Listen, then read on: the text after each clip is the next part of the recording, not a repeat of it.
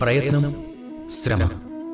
ఈ శబ్దాలు వినడానికి చాలా చిన్నగా అనిపిస్తాయి, కానీ వీటి విలువ మాత్రం చాలా ఎక్కువ. ప్రయత్నం కూడా రెండు రకాలుగా ఉంటుంది. ఒక ప్రయత్నం మన హృదయం నుంచి, మన శరీరం నుంచి పూర్తి బలంతో నిష్ఠగా చేస్తాం. ఇప్పుడు ఈ ప్రయత్నం శ్రమించడం కూడా అవుతుంది. కొన్ని ప్రయత్నాలు ఇలా కూడా ఉంటాయి, జోదవాడటం.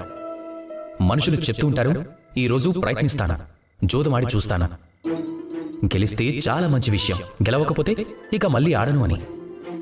ఇది ప్రయత్నమే, కానీ ఈ ప్రయత్నంలో శ్రమ కూడా ఉంది. పాండవులను చూడండి, వాళ్ళు శ్రమించారు కాబట్టి కాండవ ప్రస్థానాన్ని కూడా ఇంద్రప్రస్థానంగా మార్చేశారు. జోదమాడారు, ఒక్క క్షణంలో ఇంద్రప్రస్థానాన్ని కూడా కోల్పోయారు. శ్రమించారు, తక్షణమే రాజులా మారిపోయారు. జూదమాడారు, రాజు నుంచి మళ్లీ యథాస్థితికి వచ్చేశారు.